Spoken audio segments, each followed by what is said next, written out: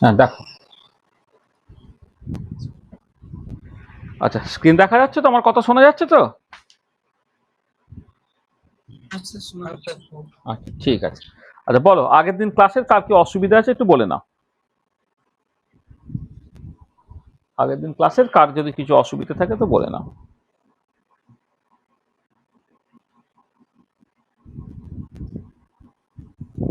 ঠিক আছে? আচ্ছা ঠিক আছে। ঠিক আছে তো? আচ্ছা দেখো, তাহলে আমরা আজকে প্রথমে আমরা তো সেকেন্ড ল থার্মোডাইনামিক্স পড়াশোনা করছি, সেটা নিয়ে দু চারটে কথাবার্তা একটুখানি বলে নেওয়ার দরকার আছে প্রথমে। আচ্ছা, প্রথমে যে জিনিসটা আমরা বলবো সেটা হচ্ছে যে, ধরো তোমার কিছু প্রবলেমস নিয়ে কথাবার্তা বলা বলা হোক। আচ্ছা, প্রথম যে প্রবলেমটা নিয়ে আমি কথাবার্তা বলছি,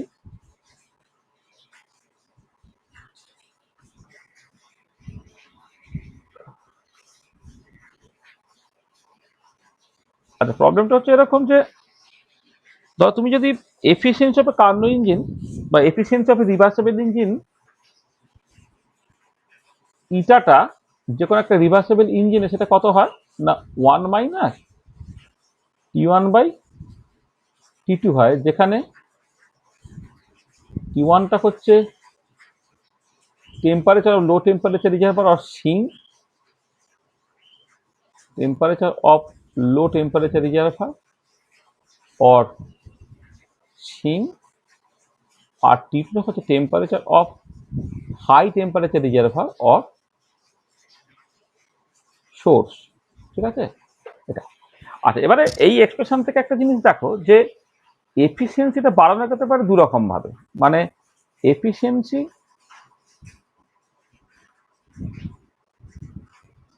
ক্যান বি ইনক্রিজড। এক নম্বর হচ্ছে either by increasing T2 keeping T1 as constant, মানে সিঙ্কের টেম্পারেচারটা ফিক্সড রেখে সোর্সের টেম্পারেচারটাকে বাড়ালাম, সেই রকম ভাবে করা যেতে পারতো। আর দু নম্বর হচ্ছে by decreasing temperature of the by decreasing temperature of the sink, keeping temperature of the source as constant, by decreasing T1, keeping T2 as constant। আমি এই দুটো অপশন তোমাকে দিচ্ছি। একটা হচ্ছে যে সোর্সের টেম্পারেচার ফিক্স থেকে সিঙ্কের টেম্পারেচার কমানো, আর একটা সিঙ্কের টেম্পারেচার ফিক্স থেকে সোর্সের টেম্পারেচার বাড়ানো। এইটা এবারে which alternative do you prefer, মানে আইদার এইটা অর এইটা আর কি। Which alternative do you prefer. আর এর উত্তরটা যখন লোকে বলে, সে বিভিন্ন রকম ভাবে বলার চেষ্টা করে। হ্যাঁ, মানে কেউ বলে যে টেম্পারেচার বাড়ানো অনেক সহজ, কেউ বলে টেম্পারেচার অনেক কমানো অনেক সহজ। দেখো টেকনিক্যালি কি সহজ কি কঠিন, হ্যাঁ, ল্যাবরেটরিতে বা কোনো একটা ইন্ডাস্ট্রিতে সেটা পরের কথা। আমি জাস্ট এই যে জায়গাটা দেখবো সেটা হচ্ছে তোমার ম্যাথামেটিক্যাল বা কনসেপচুয়ালি জায়গাটাকে দেখবো যে, প্রতি একক টেম্পারেচার বাড়ানোর জন্য, মানে সিঙ্কের টেম্পারেচার ফিক্স থেকে সোর্সের টেম্পারেচার আমি 1 ডিগ্রি সেন্টিগ্রেড বাড়ালাম বা 1 কেলভিন বাড়ালাম, তার জন্য এফিসিয়েন্সি কতটা বাড়ছে দেখি। আবার উল্টো দিকে এরকম ভাবেও করতে পারতাম যে সিঙ্কের টেম্পারেচার মানে সোর্সের টেম্পারেচারটা ফিক্স থেকে সিঙ্কের টেম্পারেচার 1 ডিগ্রি কমাচ্ছি, তাহলে কি হচ্ছে দেখি। ঠিক আছে? তাহলে এবারে তাহলে সেইটা আমি এখানে দেখতে চাইছি। দেখো এটা তাহলে এর সলিউশনটা তুমি কেমন করে করবে, সলিউশনটা আমি এরকম ভাবে দেখাচ্ছি তোমায়।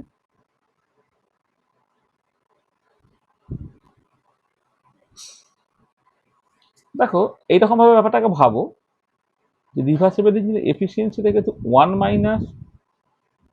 T1/T2, তুমি এই জিনিসটাকে ক্যালকুলেট করো তো, ডেল T2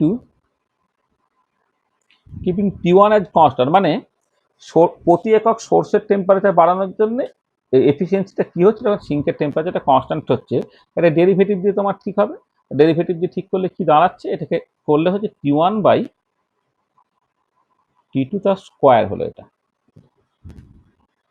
আবার যদি তুমি del eta reversible by del T ওয়ানটাকে করো keeping T two as constant, T টুকে কনস্ট্যান্ট রেসপেক্ট টি ওয়ানের রেসপেক্ট ডেরিভেটিভ করলে কত বেরোয়? এটা ওয়ান মাইনাস টি টু বেরোয়, তাই তো? আচ্ছা, এবারে এখানে খেয়াল করে দেখো, যেটা হচ্ছে যে সোর্সের টেম্পারেচার বাড়ালে এফিসিয়েন্সি বাড়ে, কিন্তু সিঙ্কের টেম্পারেচার কমালে এফিসিয়েন্সিটা হচ্ছে বাড়ে। সেই জন্য বেটার হচ্ছে এখানে একটা মাইনাস দিয়ে দেওয়া বা একটা মড দিয়ে দেওয়া, মানে মাইনাস অফ এটা হচ্ছে এইটা, মানে এটা হচ্ছে, মানে এখানে আমি যেটা যেটা ইম্পর্টেন্ট পয়েন্ট, যে del eta by del T two এটা ইটসেলফ পজিটিভ, আর del eta by del T one কিন্তু ইটসেলফ নেগেটিভ, কারণ টেম্পারেচার কমালে এফিসিয়েন্সি বাড়বে, টেম্পারেচার বাড়ালে কিন্তু এফিসিয়েন্সি কমে। সেখানে এটাকে তুমি জাস্ট এই ডেরিভেটিভটাকে করলে পরে এইখান থেকে তুমি জাস্ট তার ম্যাগনিচিউডটাকে নিয়ে নিতে পারো আর কি। হ্যাঁ, ম্যাগনিচিউড এটা নেগেটিভ হচ্ছে, তার কারণটা হচ্ছে মানে এখানে এটা মানে this is negative because this is negative, কারণটা কি? As efficiency decreases with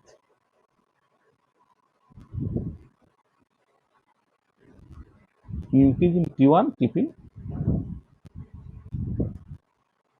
T two as constant, সেটা এফিসিয়েন্সিটা এটা নেগেটিভ বেরিয়েছে। আর এবারে তুমি এই কাজটাকে করো, ধরো del eta reversible by del T one, যেখানে তুমি টি টুকে কনস্ট্যান্ট রেখেছো, তার ম্যাগনিচিউড নাও, আর ডিনোমিনেটারে তুমি del eta reversible by del T two করো কিপিং টি ওয়ানটাকে কনস্ট্যান্ট, মানে আগেরটাকে ম্যাগনিচিউড নিলাম আর পরেরটা ম্যাগনিচিউড নেওয়ার দরকার নেই, একটা ইন্ট্রিনজিক্যালি পজিটিভ সেটা আছে বলি। তাহলে এবারে রেশিওটা করতে কত হচ্ছে দেখো, টি টু বাই টি ওয়ান হয়ে যাচ্ছে, মানে এই যে দুটো ইকুয়েশন, এটা যদি এক নম্বর ইকুয়েশন বলো, এটা দু নম্বর ইকুয়েশন বলো, তাহলে এইটা ডিভাইডেড বাই এটা করলে দেখো একটা টি টু কেটে চলে গেছে, তার মানে basically T two by T one বেরোচ্ছে, এটা বেরোচ্ছে। এটা কি? এটা গ্রেটার দেন ওয়ান, কারণটা কি? অ্যাজ টি টুটা তো গ্রেটার দেন টি ওয়ান। এই যে এখানে তো বলেই দেওয়া হয়েছে যে যেখানে টি ওয়ানটা হচ্ছে temperature of the low temperature reservoir, T টুটা হচ্ছে temperature of the high temperature reservoir, মানে এখানে তো পরিষ্কার এইটা আছেই, টি টুটা গ্রেটার দেন টি ওয়ান, এটা তো অটোমেটিক। তাহলে এখান থেকে এটা গ্রেটার দেন ওয়ান হয়ে যাচ্ছে, তার মানে পরিষ্কার কি বোঝা গেল এখান থেকে? এটা হচ্ছে যে del eta reversible by del T1 at constant T2, this is actually greater than del eta reversible by del T2 at temperature T1, এটা তুমি দেখতে পাচ্ছ, ঠিক আছে? তার মানে তাহলে এইটা যখন তুমি পেয়ে গেলে, তাহলে এখান থেকে কনক্লুশনটা কি হবে, যে দুটো অল্টারনেটিভ বলা হয়েছিল, সেখানে অল্টারনেটিভ যেটা একটা সোর্সের টেম্পারেচার ফিক্স থেকে সিঙ্কের টেম্পারেচার কমানো, সেটা তুমি প্রেফার করবে। তাহলে it is better to decrease the temperature of the sink, keeping temperature of the source as constant. It is better to decrease the temperature of the sink, keeping temperature of the source as constant. ঠিক আছে? বুঝতে পেরেছো এই কোশ্চেনটা? উত্তরটা বুঝতে পেরেছো?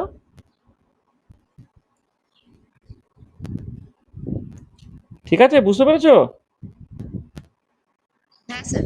হুম, সেটা এটা বুঝে বুঝে করবে সব, মানে মানে মানে এগুলো মানে থার্মোডাইনামিক্স দারুণ ইন্টারেস্টিং, মানে যে কোনো কম্পিটিটিভ এক্সামে বা যে কোনো জায়গাতে থার্মোডাইনামিক্সটা না জানলে না কিছুই হবে না। থার্মোডাইনামিক্সটা পরের দিকে যখন তুমি ধরো রিসার্চ করবে, হ্যাঁ, এক্সপেরিমেন্টাল রিসার্চে তো সবসময়ই লাগবে, এবার থিওরিটিক্যাল রিসার্চে তোমার মনে হবে না থার্মোডাইনামিক্সে কি এখন আর রিসার্চ হয়? হ্যাঁ, আসলে স্ট্যাটিস্টিক্যাল থার্মোডাইনামিক্সই বলো আর কোয়ান্টাম মেকানিক্সই বলো, যখন তুমি করবে তার চেকিং পয়েন্টটা তো থার্মোডাইনামিক্স না। থার্মোডাইনামিক্স ল বা তার ইকুয়েশনগুলোর সাথে সবকিছু যদি কনসিস্টেন্ট না হয়, কিন্তু সবকিছুই তোমার বেকার আর কি, কোনো কাজের কাজ কিছু হবে না। ঠিক আছে, ঠিক আছে, এটা বোঝা গেল? আচ্ছা, চলো এবারে। আচ্ছা দেখো, তাহলে এবারে নেক্সট যে আমি যে জিনিসটাকে করব সেটা হচ্ছে এই যে দেখো আমরা টেম্পারেচার এই যে জিনিসটা, সেইটা সে জিরো তলা থেকে শুরু করে ওদেরকে কাইনেটিক থিওরি অফ গ্যাস সর্বত্র টেম্পারেচারটাকে আমি বিভিন্ন রকমভাবে ডিফাইন করেছি। কাইনেটিক থিওরি অফ গ্যাসে টেম্পারেচারটা কি ছিল? কাইনেটিক থিওরি গ্যাসে টেম্পারেচারটা হচ্ছে manifestation of the average kinetic energy. তুমি দেখেছিলে যে যদি আইডিয়াল গ্যাস মলিকুলস হয় তাহলে তার অ্যাভারেজ কাইনেটিক এনার্জি পার মলিকুল হচ্ছে 3/2 কেটি, তার মানে পরিষ্কার বোঝা গেল টেম্পারেচার বাড়লে অ্যাভারেজ কাইনেটিক এনার্জি বাড়ছে, বা অ্যাভারেজ কাইনেটিক এনার্জি বাড়লে টেম্পারেচার বাড়ছে। তো সেখান থেকে আমি বলতে পারি temperature the manifestation of average kinetic energy. সেখান থেকে একটা টেম্পারেচার ডিফাইন করার রাস্তা আছে। আচ্ছা, জিরোথ লতে থার্মাল ইকুইলিব্রিয়ামের কনটেক্সটে টেম্পারেচারকে ডিফাইন করা হয়। থার্মাল ইকুইলিব্রিয়ামের রেসপেক্টে টেম্পারেচার কিভাবে তুমি ডিফাইন করেছিলেন, যে টেম্পারেচার হচ্ছে সেই ইন্টেন্সিভ প্রপার্টিটা যেটা ঠিক করে দিচ্ছে যে দুটো সিস্টেম যারা থার্মাল কন্ট্যাক্ট আছে তারা থার্মাল ইকুইলিব্রিয়ামে থাকবে কি থাকবে না। মানে দুটো বডি তারা যদি ডায়াথার্মাল ওয়াল দিয়ে কানেক্টেড হয় তাহলে দুজনের টেম্পারেচার সমান হলে তবে তারা থার্মাল ইকুইলিব্রিয়ামে থাকে। তার মানে টেম্পারেচার হচ্ছে সেই ইন্টেন্সিভ প্রপার্টিটা যেটা বলে দেবে যে দুটো সিস্টেম তার থার্মাল ইকুইলিব্রিয়াম আছে কি নেই। আর থার্মাল ইকুইলিব্রিয়াম যদি না থাকে তাহলে কি হবে না, হাই টেম্পারেচার থেকে লো টেম্পারেচারের দিকে তোমার হিটটা ফ্লো করবে, অর্থাৎ টেম্পারেচারটা ঠিক করে দেবে যে কোন দিক থেকে কোন দিকে হিটটা তোমার ফ্লো করবে। ঠিক আছে, এটা এটা আমি দেখলাম। আচ্ছা, এবারে এই এই যে তোমার যে কোনো রিভার্সেবল ইঞ্জিন এফিসিয়েন্সি ইত্যাদি নিয়ে ডিসকাশনের কনটেক্সটে তোমার আর এক রকমভাবে টেম্পারেচার ডিফাইন করা বা টেম্পারেচার স্কেল ডিফাইন করার রাস্তা আছে। আমি টেম্পারেচার স্কেল তো বিভিন্ন দেখেছো, সেন্টিগ্রেড স্কেল আছে, তারপরে তোমার ফারেনহাইট স্কেল আছে, তারপর কেলভিন স্কেল আছে, এগুলো তো আছেই। তাহলে একটা নতুন তোমার thermodynamic scale of temperature actually তোমাকে ইন্ট্রোডিউস করতে হয়, সেইটা আমরা একটুখানি আলোচনা করতে চাইছি আর কি। তাহলে নেক্সট যে জিনিসটা নিয়ে আমি আলোচনা করব সেটা হচ্ছে যে থার্মোডাইনামিক স্কেল অফ টেম্পারেচার। আচ্ছা, এটা পরের পাতাতে একবার চলে যাবে একটু জায়গার জন্য। Thermodynamic scale of temperature.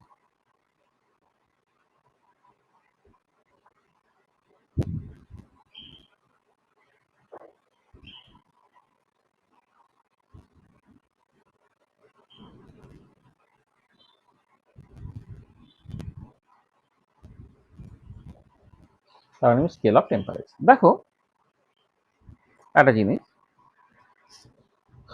তুমি এই যে এরকম একটা সেট আপ দিয়ে আমরা এ ধরনের একটা ছবি বারবার আঁকছি আর কি। আমাদের সেকেন্ড অফ থার্মোডাইনামিক্সে কটা ক্লাস হয়েছে? দুটো ক্লাস হয়েছে তো নাকি? এটা থার্ড ক্লাস তো নাকি রে? হ্যাঁ স্যার। তাকে একটা হাই টেম্পারেচার রিজার্ভার আছে, একটা লো টেম্পারেচার রিজার্ভার আছে। এর মধ্যে তুমি একটা ইঞ্জিন কানেক্ট করেছিলে, যে ইঞ্জিনটা কি করেছিল, হাই টেম্পারেচার রিজার্ভারে কিউটি অ্যামাউন্টে হিট নিচ্ছিল, লো টেম্পারেচার রিজার্ভারে কিউ1 অ্যামাউন্টে হিট ছেড়ে দিচ্ছিল, মাঝখানে একটা ওয়ার্ক দিচ্ছে, সেই ওয়ার্কটা হচ্ছে তোমার কিউ2 মাইনাস কিউ1। এই তো এটা।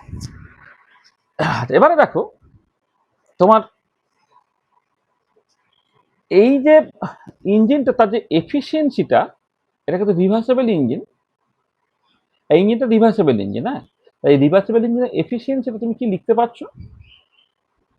এইরকম ভাবে লেখা যায় তো, নেট ওয়ার্ক ডিভাইডেড বাই কতখানি হিট অ্যাবজর্ব হয়েছে, যেটা বেসিক্যালি হচ্ছে তোমার কিউ2 মাইনাস কিউ1 বাই কিউ2, অথবা সেটা 1 মাইনাস কিউ1 বাই কিউ2 এইটা, এবং এটা অ্যাকচুয়ালি কত বেরোয় না 1 মাইনাস কিউ1 বাই কিউ2 বেরোয়। এটা বেরোয়। তাহলে এইখান থেকে তুমি একটা জিনিস লিখতে পারছো, দেখো এই যে 1 কেটে গেল, মাইনাস মানে বাদ চলে গেল, তাহলে এখান থেকে তুমি একটা জিনিস লিখতে পারো, কিউ1 ডিভাইডেড বাই কিউ1 আর কিউ2 ডিভাইডেড বাই টি2, এই দুটো হ্যাঁ দেখো তোমার বেসিক্যালি সমান হচ্ছে। হ্যাঁ, বা আমি তার আগে, আচ্ছা এইটার আগে একটা জিনিস বলি, এটা এটা আমি করছি পরে। তার আগে এইটা বলে নিই যে কিউ1 বাই কিউ2, কিউ1 বাই কিউ2, এটা দেখো তোমার টি1 বাই টি2 হচ্ছে। তার মানে যেটা কথা সেটা হচ্ছে এই যে সোর্স থেকে কতখানি হিট নেওয়া হলো আর সিঙ্কে কতটা হিট ছাড়া হলো, সেটা বেসিক্যালি দেখো সোর্সের টেম্পারেচার এবং সিঙ্কের টেম্পারেচারের রেশিওর সঙ্গে তোমার বেসিক্যালি সমান হচ্ছে। এটা এদিক দিয়েও বলতে পারো, অথবা এটাকে ঘুরিয়ে দিয়েও বললো তোমার একই রকম ব্যাপারটা আছে। তোমার এটা হচ্ছে কিউ1 বাই, মানে কিউ1 বাই কিউ2টা হচ্ছে যে এই কিউ1টা কতটা, যে যেখানে হিটটা ছাড়া আছে সিঙ্কের টেম্পারেচার, আর কিউ2টা হচ্ছে কি সোর্সের টেম্পারেচার তার সঙ্গে প্রপোর্শনাল, সেখানে কিউ1 বাই কিউ2 হচ্ছে টি1 বাই টি2 হচ্ছে। এটা তার মানে এখান থেকে তুমি একটা জিনিস বুঝতে পারছো যে আমি যদি এই সোর্স এবং সিঙ্কে কতখানি হিটের চেঞ্জ হচ্ছে সেইটাকে যদি মেজার করতে পারি তাহলে কিন্তু আমি টেম্পারেচার রেশিওটাও আমি পেয়ে যেতে পারবো আর কি। তার মানে এটা দাঁড়াচ্ছে যে if we know Q1 and Q2, then we can determine the ratio of T1 and T2। আচ্ছা, এবারে দেখো এই যে টেম্পারেচার মাপারটা হচ্ছে থার্মোমেট্রি আর হিট মাপারটা হচ্ছে ক্যালোরিমেট্রি। তার মানে এখান থেকে তুমি বলতে পারছো যে ক্যালোরিমেট্রি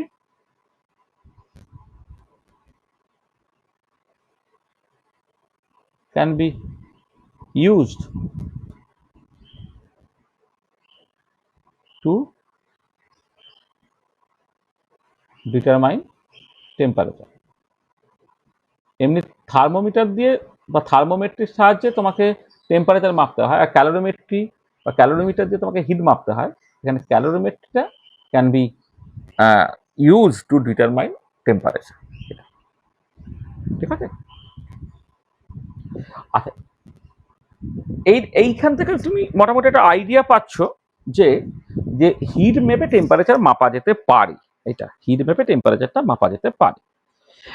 আচ্ছা, এবারে এটা এটা তোমার দেখা আছে এখানে যে টেম্পারেচার গুলো বলা হয়েছে T1 T2 এগুলো কিন্তু তোমার কেলভিন স্কেলে টেম্পারেচার।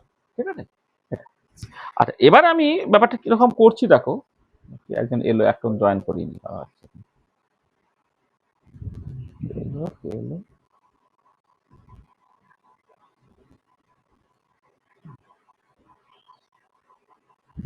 হ্যাঁ, দেখো এবারে যেটা কথা হচ্ছে যে যখন তুমি এই রিভার্সেবল কার্নো ইঞ্জিন তার জন্য এফিসিয়েন্সিটাকে তুমি এইরকম ভাবে মানে এফিসিয়েন্সির এক্সপ্রেশন থেকে যখন দুটো হিটের রেশিও আর টেম্পারেচার রেশিও সমান পেলে সেখান থেকে তুমি একটা আইডিয়া পেলে যে হিট মেপে টেম্পারেচার একটা আইডিয়া পাওয়া যেতে পারে আর কি। ঠিক আছে? আচ্ছা, এবার আমি কি করছি একটু খেয়াল যে ধরো তুমি এরকম একটা সিচুয়েশন দিয়ে স্টার্ট করছি। ধরো আমি এই যে দুটো হিট রিজার্ভার ছিল না, আমি একটা নতুন স্কেল ভাবছি। নতুন স্কেলে একটা মানে টেম্পারেচার আমি ডিফাইন করব। টেম্পারেচার যে মেজার অফ হটনেস, টেম্পারেচার বলার আগে যেটা কথা সেটা হচ্ছে যে এই ব্যাপারটা একটু খেয়াল করে দেখো যে এই যে ইঞ্জিনটার এফিসিয়েন্সিটা বা সোর্স থেকে কতখানি হিট নিয়ে সিঙ্কে কতখানি হিট ছাড়বে সেটা অ্যাকচুয়ালি নির্ভর করছে সোর্স এবং সিঙ্কের টেম্পারেচারের উপরে, মানে তার হটনেসের উপরে। তাহলে আমি যেন এইরকম ভাবে ভাবলাম যে যে এই ধর আমি বললাম টাওটা হচ্ছে হটনেস অফ এ রিজার্ভার, মানে টাওটাই পরবর্তীকালে হয়তো টেম্পারেচার হবে, কিন্তু এটা আমি জাস্ট এমনি হটনেস বলছি। ঠিক আছে? এখনো টেম্পারেচার টার্মটা আমি ডিফাইন করছি না। তাহলে ধরো নতুন একটা স্কেলে এই হাইট এই যে রিজার্ভারটা তার একটা হটনেস আছে, ধরে নাও এই হটনেসটাকে তুমি জাস্ট এফ অফ এই টাও একটা কিছু ধরো টাও 1 তুমি নাম দিলে। এই টেম্পারেচার ধরে টাও 1, এর হটনেসটা ধরে নাও টাও 2, এর হটনেসটা ধরে নাও টাও 3। মানে এটা একটা ধরে নাও হিট রিজার্ভার 1, এটা হিট রিজার্ভার 2, এটা হচ্ছে তোমার হিট রিজার্ভার 3। এই মাঝখানটা লিখছি না, ক্লামজি হয়ে যাবে বলে। ঠিক আছে? আচ্ছা, এবারে আমি কি করলাম যে এই দুটো হিট রিজার্ভারের মধ্যে একটা ইঞ্জিন কানেক্ট করলাম, ধরে না E1। যে কি করছে ধরো এই আঁকা সুবিধার জন্য যে এইখান থেকে ধরে নাও সে Q1 হিট দিল, এইখানে সে Q2 হিট ছেড়ে দিল, মাঝপথে একটা ওয়ার্ক করলো W1, ধরে নাও সেটা হচ্ছে তোমার Q1 মাইনাস Q2। এইটা বুঝলে? আচ্ছা, এবারে এইখানে ধরে নাও আর একটা তোমার ইঞ্জিন আছে E2, যে এই প্রথম ইঞ্জিনটা সিঙ্কে যতখানি হিট ছেড়েছে, ধরে নাও যে এই সেকেন্ড ইঞ্জিনটা এই ইন্টারমিডিয়েট টেম্পারেচারে যে হিট রিজার্ভারটা আছে সেইখান থেকে ততখানি হিটই নিয়ে নিচ্ছে। মানে এখান থেকে যতখানি হিট ছাড়া হচ্ছে এখানে ধরো সে ততখানি হিটই নিয়ে নিচ্ছে। আর এখানে এসে কিউ থ্রি অ্যামাউন্টে হিট ছেড়েছে, মাঝপথে থেকে ওয়ার্কটা দিয়েছে সেটা ধরে নাও তোমার Q two minus Q three, এইটা। তাহলে দেখো, তাহলে আমি এই দুটো হিট রিজার্ভারের মধ্যে একটা ইঞ্জিন কানেক্ট করেছি, যে কিউ ওয়ান হিট নিয়ে কিউ টু হিট ছেড়ে দিচ্ছে, মাঝখানে ডিফারেন্স অ্যামাউন্ট ওয়ার্ক দিচ্ছে। আর মাঝে যে আরেকটা, এই মাঝে একটা ইন্টারমিডিয়েট হিট রিজার্ভার রাখা হয়েছে। এবারে এই দুটোর মধ্যে এই যে এফ অফ টাও ওয়ান এবং এফ অফ টাও টুর মধ্যে ই ওয়ান, এই ইঞ্জিনটা তুমি কানেক্ট করেছো, এটা অবশ্যই রিভার্সেবল ইঞ্জিন। আর এফ টাও টু আর এফ টাও থ্রি, সেই দুটো হট ডেসের যে হিট রিজার্ভার, তার মধ্যে আরেকটা reversible engine E to connect করা হয়েছে। এবং এরা সিরিজে কানেক্টেড। এই সিরিজে কানেক্টেড মানেটা হচ্ছে যে এ যতখানি হিট ছাড়বে, প্রথম ইঞ্জিনটা ইন্টারমিডিয়েট টেম্পারেচারের হিট রিজার্ভারে যতখানি হিট ছাড়বে, পরের ইঞ্জিনটা ততখানি হিটই হচ্ছে নিয়ে নেবে। তখন বলা হয় ইঞ্জিনগুলো সিরিজে কানেক্টেড আছে। এই তো, ঠিক আছে। আচ্ছা, এবারে এই যে এক্সপ্রেশন থেকে তুমি দেখো যে আগেকার যেটা দেখলে যে যে এইখান থেকে যতখানি হিট বেরোচ্ছে আর এখানে যতখানি হিট ছাড়ছে, তাদের রেশিওগুলো হচ্ছে তোমার টেম্পারেচার রেশিওর সঙ্গে সমান। এইটা তার মানে আমি এখান থেকে জাস্ট লিখতে পারি যে, মানে ক্লিয়ারলি ধরো তোমার আরেকটু ডান দিক থেকে দিই, কারণ এখানে ছবিটা একটুখানি আঁকতে হবে। দেখো ক্লিয়ারলি আগের আইডিয়া থেকে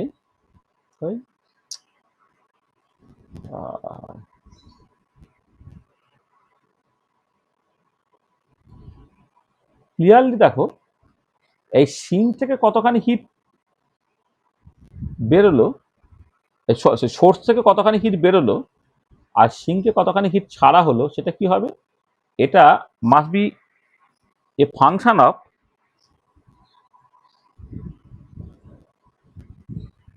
রেশিওটা বলবো না, must be a function of tau one আর টাও টু। মানে এখান থেকে কতখানি হিট বেরিয়ে এখানে কতখানি হিট ঢুকবে, এই যে রেশিওটা, সেটা হচ্ছে এই টাও ওয়ান এবং টাও টু তাদের ফাংশন হবে এইটা।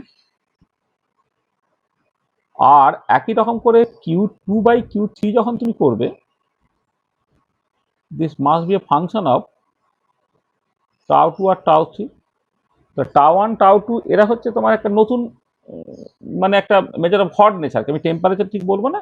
তাহলে এইখান থেকে কতখানি মানে তুমি অলরেডি কেলভিন স্কেলে যেটা অলরেডি দেখেছো আর কি, যে এখান থেকে কতখানি হিট বেরিয়ে এখানে কতখানি হিট ঢুকবে, সেটা হচ্ছে Q one by Q two বা কিউ টু বাই, মানে এখানে এইটাও বলতে পারো, অথবা Q two by Q one এইভাবেও বলতে পারো, একই মানে Q two by Q one, সেটা হচ্ছে তোমার T two by Q one. দেখো যে এখান থেকে কতখানি হিট বেরিয়ে এখানে কতখানি হিট ঢুকবে, সেটা নির্ভর করছে কিন্তু এদের দুজনের টেম্পারেচারের উপরে। তাহলে ঠিক একই রকম ভাবে আমি এখন শুধু ওটা কেলভিন স্কেলে টেম্পারেচার জানি না, এখন নতুন স্কেলে একটা টেম্পারেচার আমি ইন্ট্রোডিউস করবো, সেই জন্য আমি জাস্ট টেম্পারেচার যদি যে মেজার অফ হটনেস, তাহলে শুধু হটনেসটাকে বলেছি।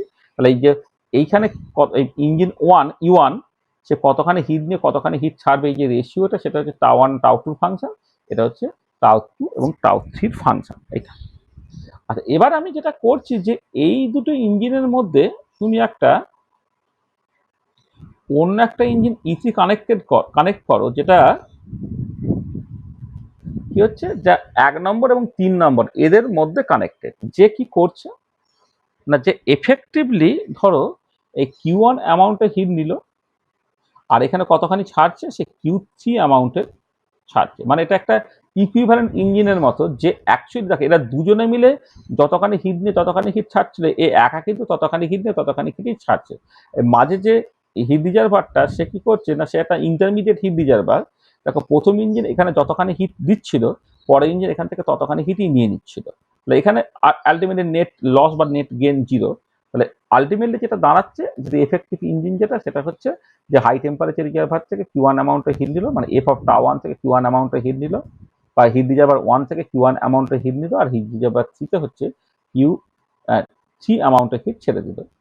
আর মাঝে যে ওয়ার্কটা করলো, চলো সেটাকে তুমি নাম দাও ডব্লিউ থ্রি, সেটা কত হবে না Q one minus Q three হবে। আচ্ছা, তা যদি হয় তাহলে এখান থেকে দেখো তুমি যখন তুমি কিউ ওয়ান বাই কিউ থ্রিটাকে করবে, এইটা সেটা কত হবে না F of tau one and tau three হবে।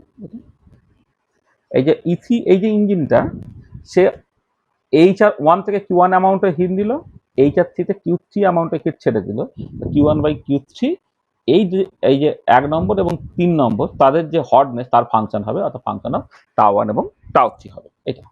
তো দেখো তাহলে এই যে তিনটে জিনিস লেখা হয়েছে, এইটা কারো বুঝতে অসুবিধা হয়েছে? জাস্ট আমাদের এটা জানা ছিল, মানে আমি যেটা জানতাম সেখানে দেখো এইখান থেকে কতখানি হিট বেরোবে আর এখানে কতখানি হিট ছাড়বে সেটা নির্ভর করে হচ্ছে এইদের দুজনের টেম্পারেচার রেশিওর উপরে। এটা তুমি দেখতে পারো যেভাবে আমি আগে স্কিম্যাটিক্যালি ডায়াগ্রামটা কাটতাম সেই মতো করেই দেখাচ্ছে যে Q two by Q one হচ্ছে T two by T one.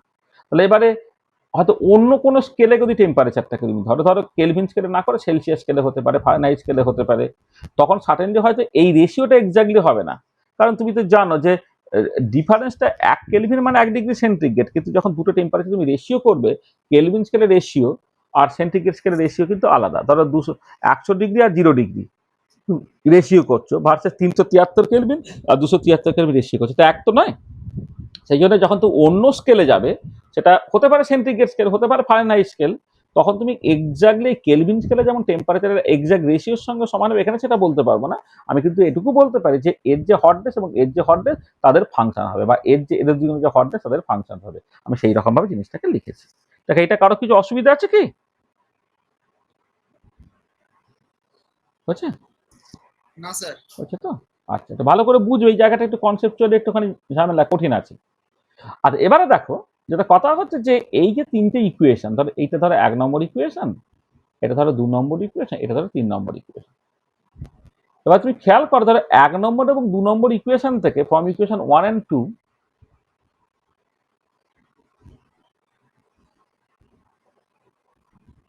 From equation 1 and 2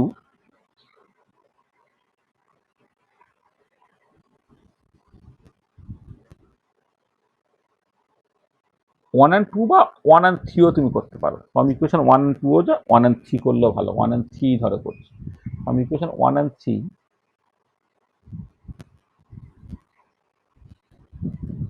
1 and 3 দেখো তুমি কি করলে, এই যে 1 নম্বর ডিভাইডেড বাই 2 নম্বর করলে, 1 number divided by 2 number, 1 number divided by 3 number করে, সরি দাঁড়া 1 নম্বর কি করলাম, 1 minute, Q one by Q টুটাকে করবো তো, কিউ ওয়ান বাই কিউ টুটাকে করবো, তাহলেই হবে। Q one by Q two করলে কিউ থ্রিটাকে কাটতে হবে, এটাকে এইটা বলছি, মানে এটা 2 নম্বর আর 3 নম্বর থেকে ফ্রম ইকুয়েশন 2 and 3 হবে, ফ্রম ইকুয়েশন 2 and 3। আচ্ছা 2 নম্বর 3 নম্বর ইকুয়েশন থেকে দেখো তুমি কি করলে, না এটা তুমি করো, মানে তোমার যেটাকে হচ্ছে 3 ডিভাইডেড বাই 2 করো, 3 ডিভাইডেড বাই 2, তাহলে কি হয়ে যাচ্ছে না Q one by Q three এইটা, আর এটা হয়ে যাচ্ছে Q two by Q three, Q two by Q three, এইটা হয়ে যাচ্ছে তোমার F of tau one tau three divided by F of tau two tau three, F of tau two tau three. আচ্ছা বাঁ দিকটা কি দাঁড়াবে, কিউ থ্রি কেটে চলে গেল, অর্থাৎ কিউ ওয়ান বাই কিউ টুটা হয়ে গেল তোমার F of tau one tau three divided by F of tau two tau three. এইটাকে ধরো তুমি 4 নম্বর ইকুয়েশন নাম দিয়ে দেবে। আচ্ছা, আর এবার তুমি একটা জিনিস খেয়াল করো, এই যে 1 নম্বর ইকুয়েশনে Q one by Q two ছিল function of tau one tau two, আর 2 নম্বর 3 নম্বর ইকুয়েশনে করে তুমি দেখতে পেলে কিউ ওয়ান বাই কিউ টুটা হয়ে যাচ্ছে F of tau one tau three by F of tau two tau three. From equation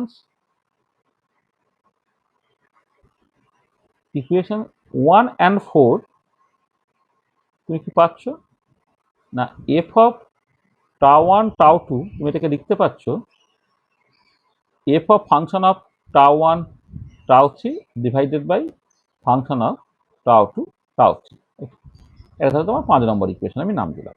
এই যে 1 নম্বর ইকুয়েশনে Q one by Q two সেটা function of tau one tau two হয়েছে, আর 2 number 3 নম্বর এই দুটোকে তুমি কম্পাইল করে যেটা দেখতে পাচ্ছ যে এফ অফ টাও ওয়ান টাও টুটা Q1 বাই Q2 হচ্ছে f of tau 1 tau 3 by tau 2 tau 3 হচ্ছে, তাহলে 1 নম্বর 4 নম্বর ইকুয়েশন থেকে এই দুটো সমান সমান হচ্ছে এইটা। ঠিক আছে?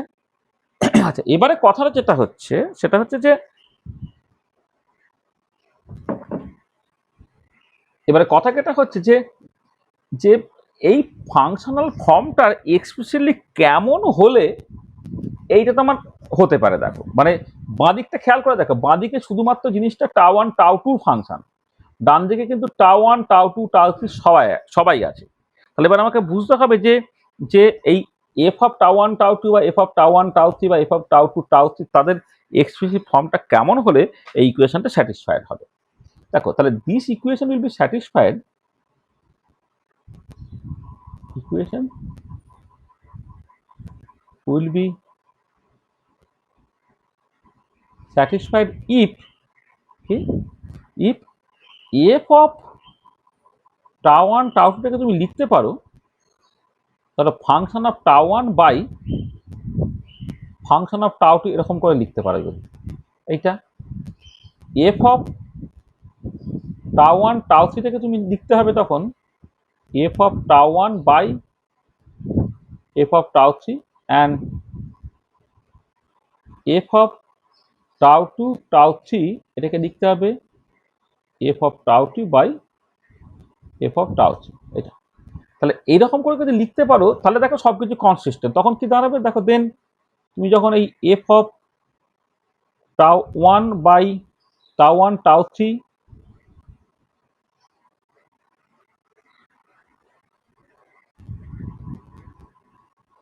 Tau one tau three by F of tau two tau three এরকম করে যখন লিখছো তাহলে এই জিনিসটা হয়ে যাচ্ছে F of tau one by F of tau three divided by F of tau two by F of tau three. দেখো তোমার কেটে যাচ্ছে, কেটে কি F of tau one by F of tau two হয়ে গেল। দেখো সেটা তোমার F of tau one tau টুর সঙ্গে সমান আছে। তার মানে যে এই যে 5 নম্বর ইকুয়েশনটা তোমাকে অ্যাকচুয়ালি হেল্প করবে যে এই যে আমি বললাম যে Q1 বাই Q2 সেটা বেসিক্যালি হচ্ছে যে দুটোতে হিট রিজার্ভারের মধ্যে ইঞ্জিনটা কানেক্ট রাখে তাদের হটনেসের ফাংশন।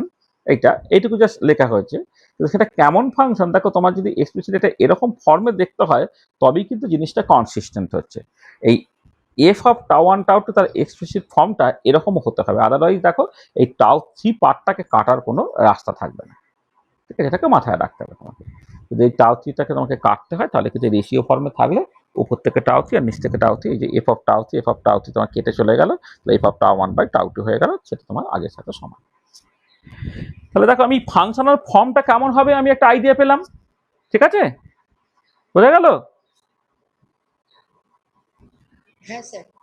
তাহলে দেখো তা যদি হয় তাহলে তুমি এবারে লিখতে পারছো এই যে ইকুয়েশনটা ছিল Q1 বাই Qটা F of tau one and tau two, তাহলে এখন আমি কি লিখতে পারছি, now we can write, now we can write Q1 divided by Q2 এইটা, সেটা বেসিক্যালি হচ্ছে f of tau 1 by f of tau 2 এরকম ভাবে লিখতে পারলাম। আচ্ছা এবারে দেখো তার মানে পরিষ্কার বোঝা যাচ্ছে যে যে এই উপরের পার্টটা একটা একটা টাউ ওয়ান তো একটা হটনেস, এই যে টাউ ওয়ান যে পার্টগুলো লিখেছিলাম যে টাউটা হচ্ছে হটনেস অফ এ রিজার্ভার। তার মানে হটনেসের যে ফাংশন সে বেসিক্যালি টেম্পারেচার হতে পারে, হটনেসের ফাংশনটা তো বেসিক্যালি টেম্পারেচার। তাহলে আমি এটাকে লিখলাম যে theta one by theta two, যেখানে theta 1 and theta 2 are the temperature of two heat reservoirs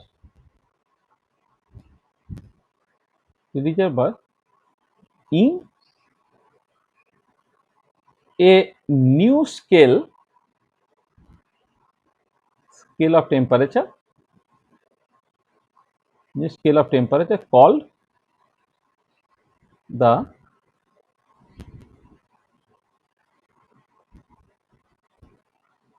thermodynamic scale of temperature.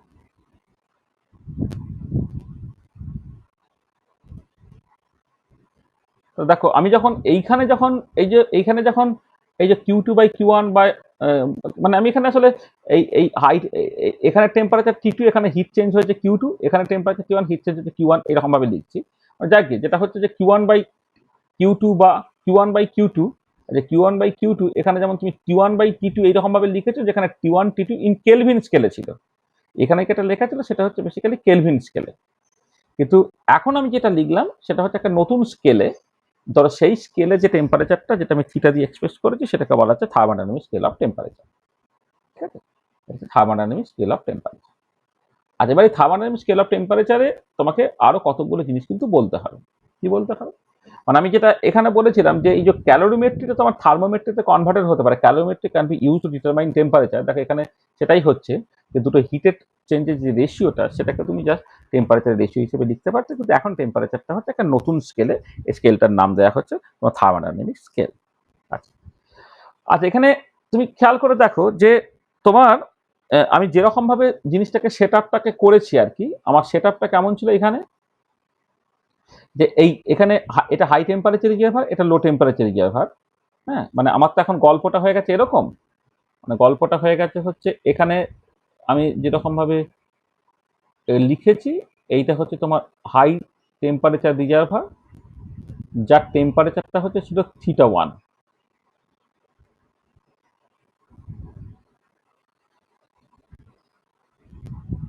এটা হচ্ছে লো টেম্পারেচার রিজার্ভার, যার টেম্পারেচারটা হচ্ছে তোমার θ2। High temperature reservoir, low temperature reservoir.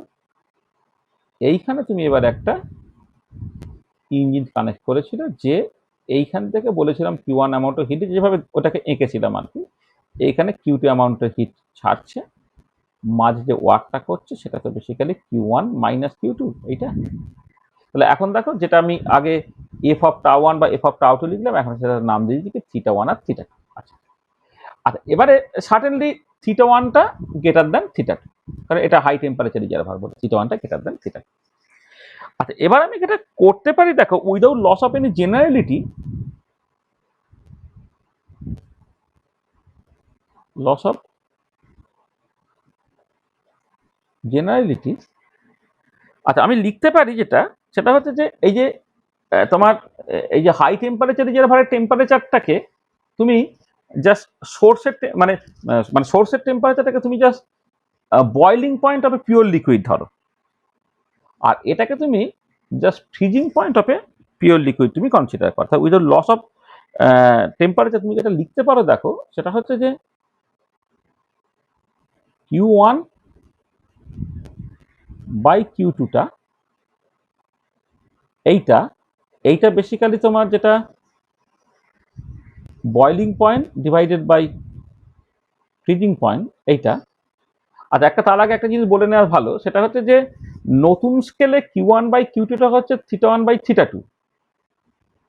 এইটা একটা ইকুয়েশন একটু লিখে দিই তো, তাহলে সুবিধা হবে। এটা তো 6 নম্বর ইকুয়েশন, ওই ইকুয়েশন নাম টামগুলো দেওয়া হয়নি। আচ্ছা, এবারে এখানে একটা খেয়াল করে দেখো, এইখানে তুমি কিন্তু যদি এরকম করতে, মানে নর্মাল এখানে আসলে সেট আপটা একটুখানি অন্যরকম করা হয়ে গেছে বলে, এটা কি সেভ করা হয়ে গেছে, দাঁড়া 1 সেকেন্ড দাঁড়াও,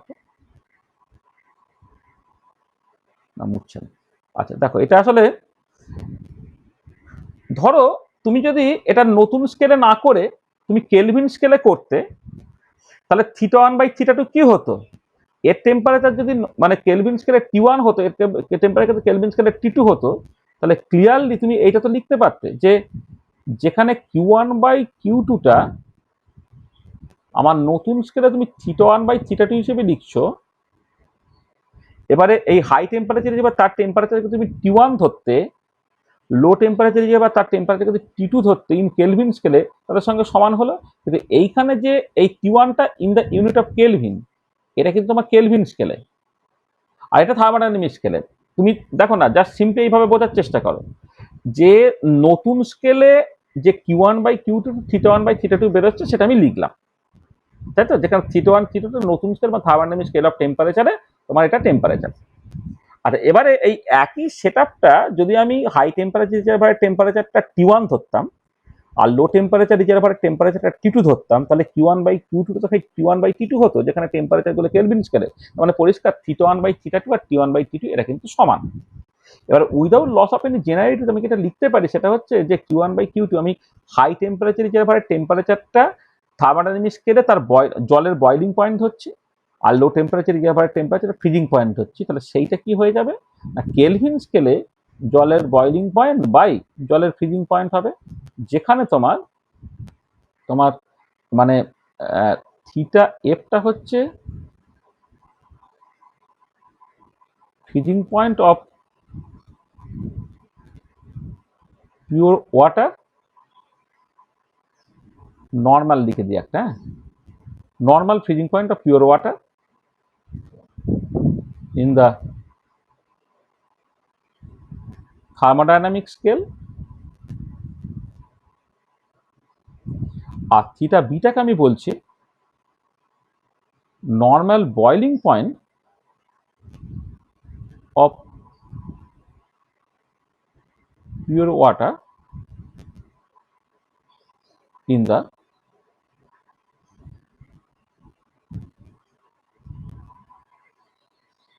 thermodynamic scale। হ্যাঁ, তাহলে থিটা এফটা হচ্ছে normal freezing point of pure water in the thermodynamic scale, theta beta হচ্ছে normal boiling point of pure water in the thermodynamic scale.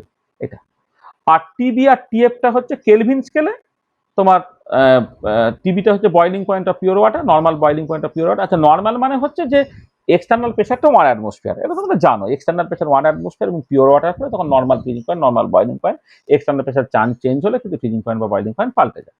তাহলে দেখো এইটা তুমি theta B by theta F সেটা হচ্ছে টিবি বাই টিএফ, এটা তুমি লিখতে পারছো। যেখান থেকে তুমি থিটা বিটাকে লিখে দাও TB by TF into theta F, এটা একটা পেলে, এটা একটা লিখলাম। আচ্ছা, আর একটা জিনিস আমি যেটা করছি সেটা আমার চয়েস, সেটা হচ্ছে যে দেখো একটা একটুখানি পিছনে ফিরে যাও, ছোটবেলায় ক্লাস 9-10-এ ফিরে যাও। একটা থার্মোডাইনামিক স্কেল যখন তোমাকে ডিফাইন করতে হয়, তোমাকে কি করতে হয় জানো তো, যে কোনো একটা স্কেলে নিম্ন স্থিরাঙ্ক অর্থাৎ normal freezing point of pure water, ঊর্ধ্ব স্থিরাঙ্ক অর্থাৎ normal boiling point of freezing, normal boiling point of pure water, এই দুটো ইনফরমেশন জানতে হয়। আর এই দুজনকে তুমি কতগুলো ভাগে ভাগ করছো। তো কেলভিন স্কেলে নিম্ন স্থিরাঙ্ক 273 কেলভিন, ঊর্ধ্ব স্থিরাঙ্ক 373 কেলভিন, মাঝে 100টা ভাগ করা আছে। সেন্টিগ্রেড স্কেলে এসো, নিম্ন স্থিরাঙ্ক 0 ডিগ্রি সেন্টিগ্রেড, ঊর্ধ্ব স্থিরাঙ্ক হচ্ছে 100 ডিগ্রি সেন্টিগ্রেড, মাঝে 100টা ভাগ করা আছে। তুমি ফারেনহাইট স্কেলে যাও, নিম্ন স্থিরাঙ্ক 32 ডিগ্রি ফারেনহাইট, ঊর্ধ্ব স্থিরাঙ্ক 212 ডিগ্রি ফারেনহাইট, মাঝে 180টা ভাগে ভাগ করা আছে।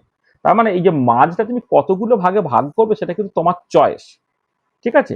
এবারে এখন এই ফেনল ওয়াটার সিস্টেম এই টাইপের প্র্যাকটিক্যাল যখন তুমি করো, তখন এই যে 0 ডিগ্রি আর 1 ডিগ্রি এরকে অ্যাকচুয়ালি 1000টা ভাগে ভাগ করা হয়, অর্থাৎ 0.1 ডিগ্রির ডিফারেন্সটাও তুমি জাস্ট দেখতে পারো। অর্থাৎ তুমি যে স্কেলটাকে ডিফাইন করবে নিম্ন স্থিরাঙ্ক এবং ঊর্ধ্ব স্থিরাঙ্কের মধ্যে কতখানি গ্যাপ নেবে সেটা তোমার চয়েস। তাহলে আবার আমি লিখতে পারি যে without loss of any generality, এটা আমার choice, without loss of generality we can choose এই নতুন স্কেলে boiling point of pure water এবং freezing point of pure water, সেইটা ধরে নিচ্ছি 100, যেটা বেসিক্যালি হচ্ছে দেখো তোমার এই কেলভিন স্কেলে ফ্রিজিং পয়েন্ট বয়লিং পয়েন্টের ডিফারেন্সটাও কিন্তু তোমার বেসিক্যালি 100। আর থিটা বি মাইনাস থিটা এফটা তুমি জাস্ট 100, যেটা টিবি মাইনাস টিএফ এইরকম ভাবে তুমি লিখতে পারছো। এটা এই দুটোর সঙ্গে তুমি সমান, এটা তুমি লিখতে পারছো। এটা এবার খেয়াল করে দেখো, তাহলে এটা হচ্ছে কি, এবার আমি যদি এখানে তোমার এই যে ইকুয়েশন থেকে থিটা বিটা কিন্তু TB by TF into theta F, তাহলে বসিয়ে দেওয়া যায় TB by TF into theta F minus theta F, এটা গেল 100, থিটা এফটা কমন নাও,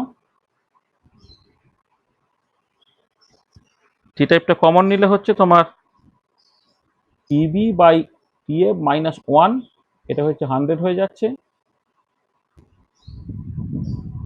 তাহলে theta F TB minus TF by TF, সেটা হয়ে গেল 100। আবার থিটা বি মাইনাস থিটা সেটা তো অলরেডি 100, তাহলে এখান থেকে পরিষ্কার পেয়ে যাচ্ছে theta F equal to TF. কারণটা কি না, যেহেতু তোমার টিবি মাইনাস টিএ, সেটা অলরেডি 100 তুমি জানো, ঠিক আছে। অ্যান্ড থিটা বি তাহলে কি হবে, থিটা বি যেহেতু TB by TF into theta F, এবারে টিএফ আর থিটা এফ সমান যেহেতু, সেখান থেকে তুমি টিবিটা পেয়ে গেলে কত, থিটা বিটা কত পেয়ে গেলে, টিবি পেয়ে গেলে। তার মানে কি হলো দেখো জিনিসটা, তা তুমি কনসেপচুয়ালি একটা নতুন স্কেল ডিফাইন করেছো। এবারে আমি যেটা করছি যে দুটো জিনিস এখানে ভাবছি, সেটা হচ্ছে যে দেখো, যেটা আমার অলরেডি কেলভিন স্কেলে আমি একটা রিভার্সেবল ইঞ্জিন তার এফিসিয়েন্সি যখন ক্যালকুলেট করেছিলাম, তখন আমি দেখেছিলাম যদি এরকম সিচুয়েশন হয় যে হাই টেম্পারেচার রিজার্ভার তার টেম্পারেচার যদি T1 হয়, লো টেম্পারেচার রিজার্ভার তার টেম্পারেচার যদি T2 হয়, তাহলে এখান থেকে হিট যদি Q1 বেরো, এখানে যদি হিট Q2 বেরো, তাহলে Q1 বাই Q2 হচ্ছে T1 বাই T2 হয়। এটা আমি অলরেডি জানি। আমার নতুন যে স্কেল আমি ইন্ট্রোডিউস করার চেষ্টা করলাম একটা মেজার অফ হটনেস দিয়ে, যেটা আমি থার্মোডাইনামিক স্কেল অফ টেম্পারেচার বলছি, সেখানে Q1 বাই Q2 আছে, থিটা 1 বাই থিটা 2 আছে। মানে এই যে রেশিওটা থিটা 1 বাই থিটা 2 আর T1 বাই T2, এটা বেসিক্যালি তোমার সমান হচ্ছে। এবার আমি যেটা করলাম সেটা হচ্ছে হাই টেম্পারেচার রিজার্ভারের টেম্পারেচারটা আমার নতুন স্কেলে boiling, normal boiling point of water ধরছে, আর এটা লো টেম্পারেচার রিজার্ভার বা সিঙ্কের টেম্পারেচারটা হচ্ছে normal freezing point of water ধরছে। তো তার যে রেশিওটা সেটা বেসিক্যালি হচ্ছে ওই একই রকমভাবে, মানে মানে শুধু লেভেলের চেঞ্জ করা আর কি। ওয়ানটাকে জাস্ট বয়লিং পয়েন্ট ভাবছে আর টুটাকে জাস্ট ফ্রিজিং পয়েন্ট বলছে, এই রেশিওটা আছে তোমার আছে। এইটা একটা ইকুয়েশন। আর এটা হচ্ছে আমার চয়েস, আমি আমার নির্দোষ স্থিরাঙ্ক এবং ঊর্ধ্ব স্থিরাঙ্কটাকে আমি কটা ভাগে ভাগ করব সেটা আমার কনভিনিয়েন্সের জন্য আর কি, উইদাউট লস অফ জেনারেট আমি এটাকেও চুজ করতে পারি। তার মানে যেটা দাঁড়াচ্ছে, দেখো আমি এইটা একবার ধরলাম, theta B by theta F equal to TB by TF, আবার theta B minus theta F যেটা 100, যেটা টিবি মাইনাস টিএফ হলো, সেখান থেকে দেখো theta F equal to TF হয়ে গেল, theta B equal to TB হয়ে গেল। তার মানে যেটা দাঁড়াচ্ছে যে নতুন যে স্কেলটা তুমি পাচ্ছ, এই নতুন স্কেল আর পুরনো যে কেলভিন স্কেল ছিল, দুটো স্কেল কিন্তু বেসিক্যালি একই। তার মানে যেটা দাঁড়াচ্ছে যে there is no difference between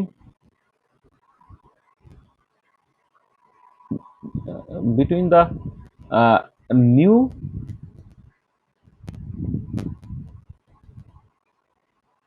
thermodynamic scale and the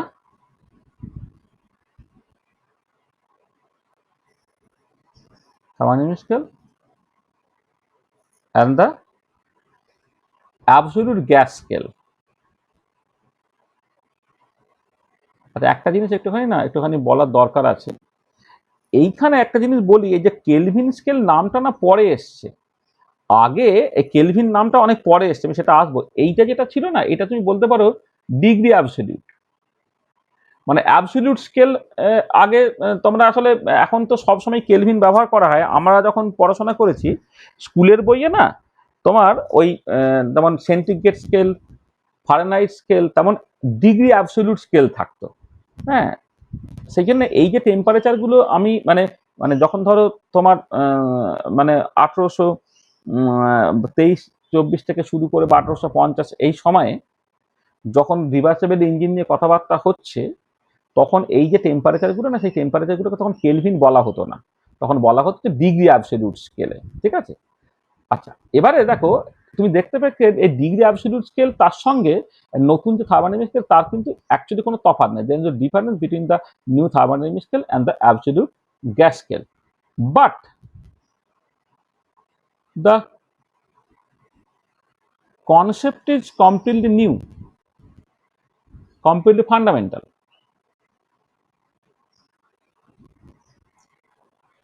কেননা অ্যাবসলিউট গ্যাস স্কেলে টেম্পারেচারটা কিরকম ভাবে এসেছে, ওই তোমার নিশ্চয়ই মনে আছে চার্লস ল থেকে।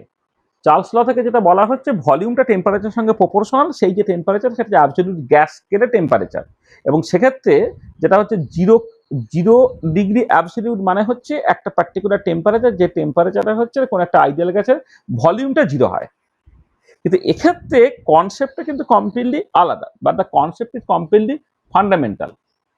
এবারে বিজ্ঞানী কেলভিন এই কনসেপ্টটা প্রথম ইন্ট্রোডিউস করেছিলেন, মানে Kelvin introduce this original idea.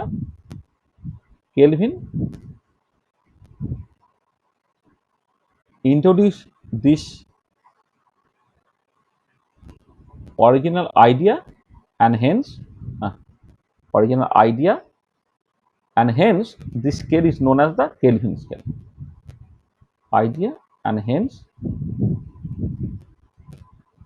this scale, sorry,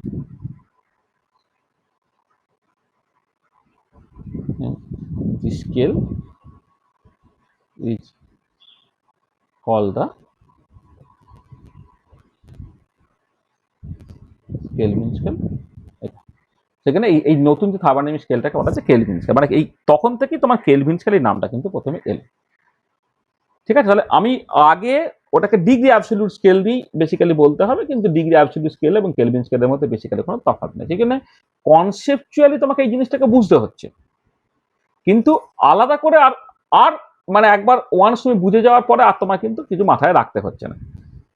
এবং এটা যে কনসেপচুয়ালি আলাদা সেটা আমি যেটা বললাম, ধরো ডিগ্রি অ্যাবসলিউট স্কেলে কিন্তু পুরোটাই হচ্ছে যে কোন একটা গ্যাসের অ্যাবসলিউট ভলিউমটা তার যে অ্যাবসলিউট টেম্পারেচার তার সঙ্গে প্রপোর্শনাল, এবং সেক্ষেত্রে যেটাকে 0 ডিগ্রি অ্যাবসলিউট যেটা বলা হয়, 0 ডিগ্রি অ্যাবসলিউট মানে হচ্ছে একটা পার্টিকুলার টেম্পারেচার, যে টেম্পারেচার আইডিয়াল গ্যাসের ভলিউমটা 0 হয়। কিন্তু এক্ষেত্রে 0, এই যে নতুন স্কেলে 0 কেলভিনের মানেটা কি?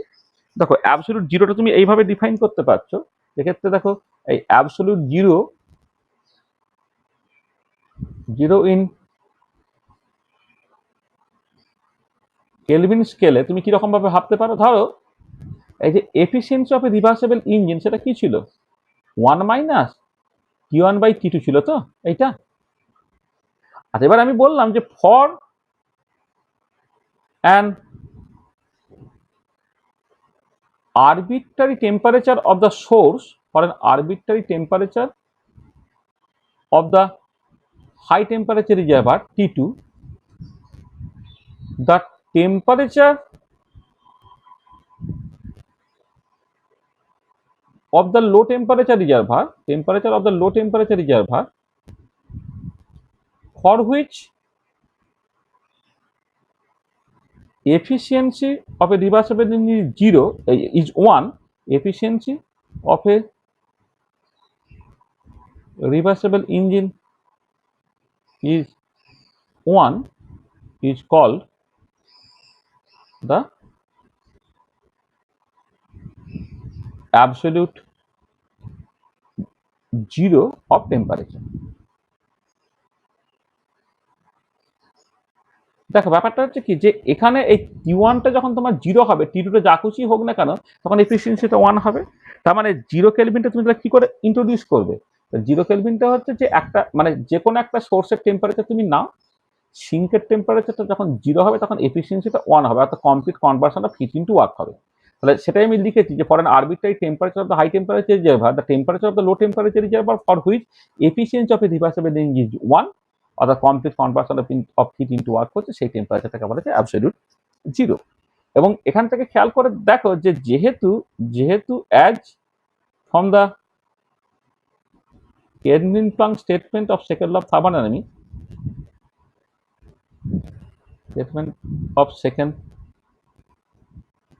Of thermodynamics, efficiency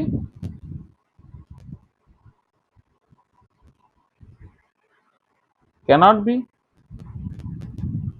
equal to 1, efficiency তো 1 হতে পারছে না, then we can say that 0 Kelvin is unattainable।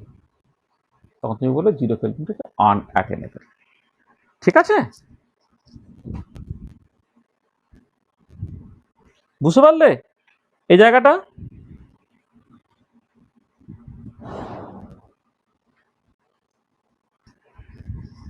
Hello, বুঝতে পেরেছো? ঠিক আছে তো? ঠিক আছে। তাহলে এইটা একটু কনসেপচুয়ালি একটু কঠিন ছিল, হ্যাঁ, এইটা একটুখানি তোমাকে দেখতে হবে। হ্যাঁ, মানে তাহলে এই জায়গাটা একটুখানি দেখে নেবে, এটা তোমাদের সিলেবাসে থাকে। এবার এত বড় কোশ্চেন তো আজকাল পড়ে না, কিন্তু অ্যাটলিস্ট কনসেপ্টটা বুঝে রাখার দরকার আছে। মানে তোমাকে তো পরীক্ষা পড়ার উপরে সবকিছু নির্ভর করে। আগে যেমন 5 নম্বর 6 নম্বরের কোশ্চেন যখন পড়তো, তখন থার্মোডাইনামিক স্কেল অফ টেম্পারেচার নিয়ে কথাবার্তা বলতো, কিন্তু এখন তোমার এই এত বড় কোশ্চেন তোমার পরীক্ষা পড়বে না, কিন্তু সেই কনসেপ্টটা তোমার দারুণভাবে জানার দরকার আছে। ঠিক আছে, বোঝা গেল? আচ্ছা, এবার আমি দু একটা প্রবলেম একটুখানি বলি। দেখো, ধরো আমি এখান থেকে একটা প্রবলেমের কথা বলি।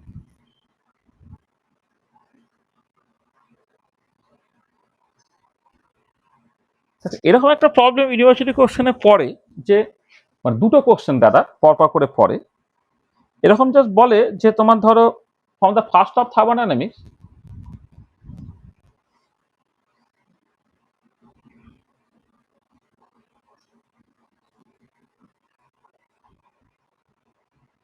Thermodynamics cyclic integral of d cut w equal to cyclic integral of d cut q. Hence, complete conversion of heat into work is possible. Hence, complete conversion of heat into work possible. এটা this violates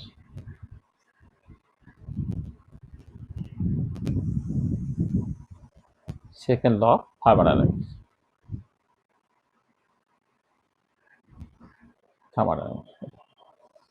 এখান থেকে তোমাকে বললো যে comment on the statement.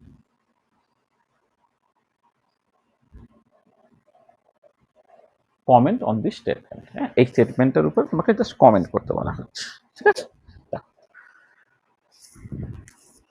প্রথমে এই যে স্টেটমেন্টটাকে লেখা হয়, তাকে স্টেটমেন্টটা অরিজিনটা কোথা থেকে খেয়াল করো অরিজিনটা। আচ্ছা, প্রথমে একটা জিনিস আমি বলে নিই, সেটা হচ্ছে থার্মোডাইনামিক্সের লগুলো না কখনো ভায়োলেটেড হতে পারে না। সেই জন্য যখন এরকম কোশ্চেন্স পড়বে তোমাকে কনফিউজ করে দেওয়ার জন্য, এই সেকেন্ড ল থার্মোডাইনামিক্স ভায়োলেটেড হয়ে যাচ্ছে, ফার্স্ট ল থার্মোডাইনামিক্স ভায়োলেটেড হয়ে যাচ্ছে, তুমি কিন্তু কনফিউজড হবে না। তুমি একটা জায়গায় স্টিক করে থাকবে, থার্মোডাইনামিক্সের যে লগুলো আছে সেটা can never be violated. Quantum মেকানিক্সের যে পস্টুলেটস গুলো আছে, সেই পস্টুলেটস গুলো can never be violated. Heisenberg unscientific principle কোন রকম ভাবে ভায়োলেটেড হতে পারে না।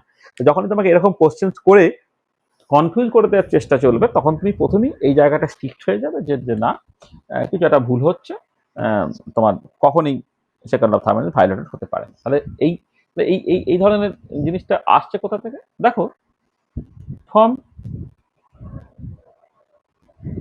ফার্স্ট ল অফ থার্মোডাইনামিক্স এইটা dU equal to d cut Q plus d cut W, এইটা। এখানে আমাদের নতুন কনভেনশন এটাকে ম্যাগনিটিউড লেখা উচিত। মানে পুরোনো কনভেনশন একরকম ছিল, নতুন কনভেনশনে dU equal to d cut Q plus d cut W, তুমি এটা লিখলে। আচ্ছা, ফলে সাইক্লিক প্রসেস, তুমি বাঁ দিকটাকে সাইক্লিক ইন্টিগ্রাল অফ ডিউ লিখলে, cyclic integral d cut Q হলো plus cyclic integral d cut W হলো। এটা সাইক্লিক ইন্টিগ্রাল অফ ডিউ হলো, cyclic integral d cut Q হলো, cyclic integral d cut W হলো, এটা লিখলে। আচ্ছা, এবারে এই পার্টটা কত হবে? জিরো হবে। কেন না, as U is a state function. তাহলে ইন্টারনাল এনার্জি যদি স্টেট ফাংশন যদি হয়, তাহলে কি হবে? সাইক্লিক ইন্টিগ্রালটা তোমার জিরো হয়ে যাবে, এটা। তাহলে এই পার্টটা তোমার জিরো হয়ে গেল। তাহলে এবারে একটাকে তুমি বাঁ দিকে নিয়ে চলে এসো, তার মানে এখান থেকে যেটা আসছে যে মাইনাস ডি কাট ডব্লিউ তার সাইক্লিক ইন্টিগ্রালটা, সেটা হচ্ছে cyclic integral d cut Q এর সঙ্গে সমান। আচ্ছা, এবারে দেখো একটা পজিটিভ একটা নেগেটিভ কেন হচ্ছে না, এই হিটটা হচ্ছে যেটা সিস্টেমকে দেওয়া হচ্ছে, তার জন্য work done by the system হচ্ছে।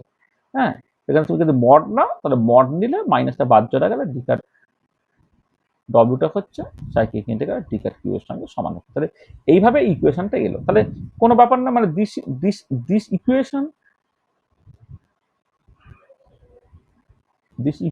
is consistent with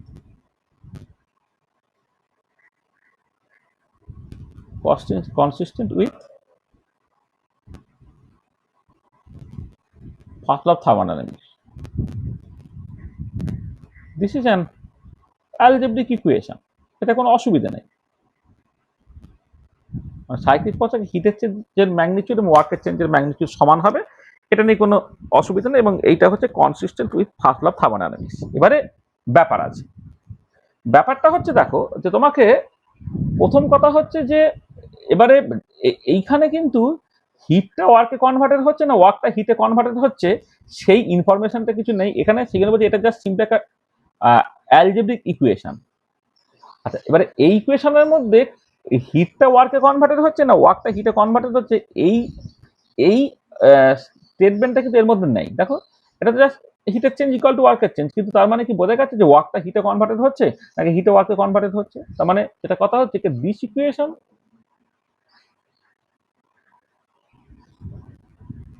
says nothing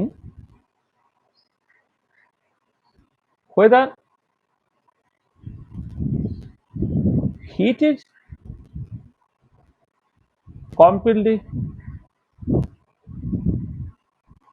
converted into work or work is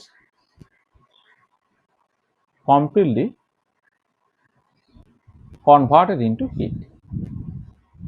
তাহলে ও হিটটা ওয়ার্কে কনভার্টেড হচ্ছে না ওয়ার্কটা হিটে কনভার্টেড হচ্ছে, সেইটা নিয়ে কিন্তু কোনো কথাবার্তা বলা হচ্ছে না। প্রথম কথা হচ্ছে যে work may B completely converted into heat। কারণটা কি না অ্যাজ হচ্ছে, কারণটা কি না অ্যাজ ওয়ার্ক is the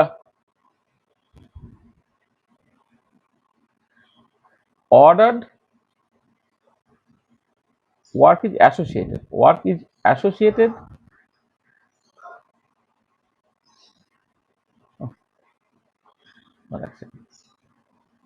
আচ্ছা এটাকে মুখে বলে তারপর লিখে দিচ্ছে, মানে work can be completely converted into work এটা, but heat cannot be completely converted into work, মানে work can be completely converted into heat but heat cannot be completely converted into work. This violates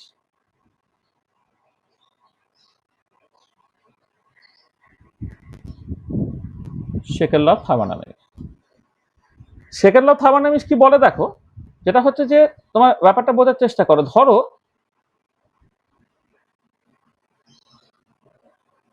আমি দুটো situation consider করছি, এটা high temperature reservoir যার temperature T2, এটা লো temperature reservoir যার temperature T1। আর এইখানে একটা ইঞ্জিন তুমি কানেক্ট করছো, তো ইঞ্জিনটা ধরো এখান থেকে কিউট অ্যামাউন্টের হিট নিয়ে এখানে Q1 অ্যামাউন্টের হিট ছেড়ে দিল, মাঝে ওয়ার্ক যেটা করলো সেটা হচ্ছে Q2 মাইনাস Q1। তার মানে পরিষ্কার দেখে এখানে তুমি বুঝতে পারছো যে এক্ষেত্রে cyclic integral of d cut W আর cyclic integral of d cut Q এটা তো সমান আছে, বুঝতেই পারছো। তো সেখানে তো W equal two Q2 minus Q1 লিখেছি, তাহলে এইটা এটা সমান, এটা হচ্ছে and it is allowed according to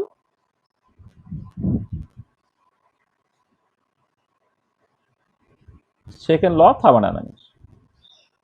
আর উল্টো দিকে দেখো যদি তুমি এরকম করতে, হাই টেম্পারেচারে যাবা যার টেম্পারেচার T2, এখানে হচ্ছে তোমার লো টেম্পারেচারে যাবা যার টেম্পারেচার T1, এখানে তুমি একটা ইঞ্জিন কানেক্ট করলে যে এইখান থেকে কিউট অ্যামাউন্ট হিট নিলে মাঝে ওয়ার্ক দিয়ে দিল সেই কিউটির সঙ্গে সমানই দিয়ে দিল, আর এইখানে কোনো হিটসে ছাড়ছে না। এই পার্টিকুলার ক্ষেত্রে তার হিট ইকুয়াল টু ওয়ার্ক, তার মানে cyclic integral of d cut W equal to cyclic integral of d cut Q. এখানে কোনো অসুবিধা নেই, বাট দাঁড়া এক সেকেন্ড ধরো তো একটুখানি।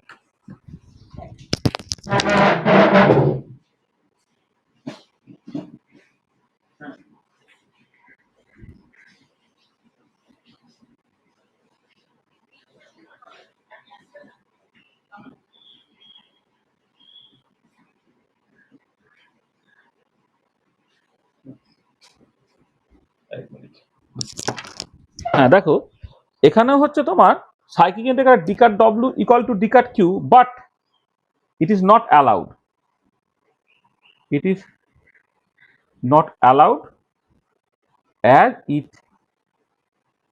violates second law of thermodynamics. মানে মজাটা দেখো যে এইটায় কোনো বিরোধ নাই, এই যে ইকুয়েশনটা লিখছি এই ইকুয়েশনটা কোনো বিরোধ নাই, কারণ এটা তোমার second law of thermodynamics violated হলেও ওটা স্যাটিসফাইড হতে পারে, second law of thermodynamics violated না হলেও ওটা স্যাটিসফাইড হতে পারে। তুমি সোর্স থেকে একটা হিট নিলে সিঙ্কে কিছুটা ছাড়লে ডিফারেন্স অ্যামাউন্ট ওয়ার্কে যখন কনভার্ট করছো সেখানেও নেট চেঞ্জ ইন ওয়ার্ক আর নেট চেঞ্জ ইন হিট তোমার সমান হয়ে যাবে। ঠিক আছে, এবারে তুমি হাই টেম্পারেচার থেকে হিট নিয়ে সিঙ্কে কিছু ছাড়লে না, পুরোটাই ওয়ার্কে কনভার্ট করলে সেখানেও তোমার কিন্তু এই টোটাল হিটের চেঞ্জ টোটাল ওয়ার্কের চেঞ্জ হচ্ছে সমান আসবে, কিন্তু প্রথমটা অ্যালাউড পরেরটা অ্যালাউড না।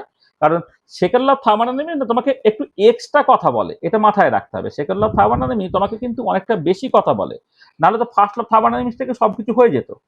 ফার্স্ট ল অফ থার্মোডাইনামিক্স হচ্ছে তোমার একটা অ্যালজেব্রিক ইকুয়েশন দিয়েছে যে হিট ওয়ার্ক তাদের ইন্টারনাল এনার্জি তাদের পারস্পরিক সম্পর্ক জনিত, কিন্তু তোমার ডিরেকশনালিটি নিয়ে কিন্তু ফার্স্ট ল অফ থার্মোডাইনামিক্স কিচ্ছু বলে না।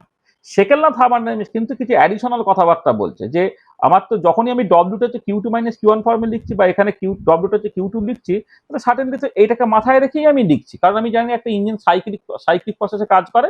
সাইক্লিক প্রসেসে কাজ করে বলেই তো আমাকে দেখবে যখন কোনো আমি একটা স্কেমাটিক্যালি সবকিছু লিখেছি তখন ওয়ার্কটা হচ্ছে হিটের সাথে ব্যালেন্স করেই রেখেছি, যে এই ইঞ্জিন সে কিউ টু হিট নিল তার জন্য সেটা পজিটিভ, কিউ ওয়ান হিট ছেড়ে দিল তার জন্য সেটা নেগেটিভ, তাহলে Q two minus Q one হচ্ছে হিটের চেয়ে এটা ওয়ার্কের সঙ্গে সমান। এই পার্টিকুলার ক্ষেত্রে কিউ টু হিট নিল, সিঙ্কে কিছু ছাড়ছে না, তো ওয়ার্কটা হচ্ছে কিউ টুর সঙ্গে সমান। তাহলে এইগুলো সবসময় স্যাটিসফাইড হচ্ছে, কিন্তু কোনটা অ্যালাউড কোনটা অ্যালাউড না সেটা সেকেন্ড ল অফ থার্মোডাইনামিক্স থেকে ঠিক হবে। তার মানে যেটা বলা হয়েছে বক্তব্যটা সেকেন্ড ল কিন্তু কোনোভাবেই ভায়োলেটেড হচ্ছে না। আচ্ছা, এবারে একটা অ্যাডিশনাল কথা যেটা বলার চেষ্টা করছিলাম সেটা হচ্ছে ওয়ার্কটা যে কমপ্লিটলি কনভার্টেড ইনটু হিট সেটা কেন আমি বলছি, দেখো work is associated to ordered or regular motion of the molecules, আর heat is associated to chaotic motion of the molecule. The work is associated to ordered or regular motion of the molecule. It is associated to chaotic motion of the molecule. এবারে দেখো এই order থেকে chaotic সেটা easily হতে পারে, কিন্তু chaotic থেকে order হওয়াটা কঠিন। তাহলে এবার একটু ভালো করে বোঝার চেষ্টা করি যে অর্ডার থেকে chaotic হলে তুমি যদি এনট্রপি বলে একটা জিনিস আমি পরে শিখবো, এনট্রপি যে মেজার মাইক্রোস্কোপিক ডিসঅর্ডার, তাই যখন তোমার ডিসঅর্ডারনেসটা বাড়ছে সেটা অ্যালাউড, সেখানে ওয়ার্কটা যেহেতু তোমার অর্ডার বা রেগুলার মোশন অফ দ্য মলিকুলের সঙ্গে অ্যাসোসিয়েটেড, আর হিটটা যেহেতু র্যান্ডাম বা ক্যাওটিক মোশন অফ দ্য মলিকুলের সঙ্গে অ্যাসোসিয়েটেড, সেই জন্য তোমার অর্ডার থেকে ডিসঅর্ডার হওয়াটা কিন্তু অ্যালাউড, কিন্তু ডিসঅর্ডার থেকে অর্ডার হওয়াটা অ্যালাউড নয়, কারণ তার জন্য তোমার এনট্রপিটা কমে যেতে হয়। তখন এনার্জি চেঞ্জ যখন তোমার জিরো হচ্ছে তখন এনট্রপি দিয়ে সবটা তো গাইডেড হবে, কারণ অর্ডার থেকে ডিসঅর্ডার হওয়াটা অ্যালাউড, সেখানে work can be completely converted into heat, কিন্তু heat cannot be completely converted into work, কারণ তাহলে যেটা হচ্ছে তোমার এনট্রপিটা কিন্তু তোমার কমে যাচ্ছে এটা। আর তুমি যদি এই মানে যদি সিঙ্কে কিছুটা হিট ছেড়ে দিতে পারতে তাহলে কিন্তু তোমার এনট্রপিটা আবার বেড়ে গেত, কোনো অসুবিধা হতো না।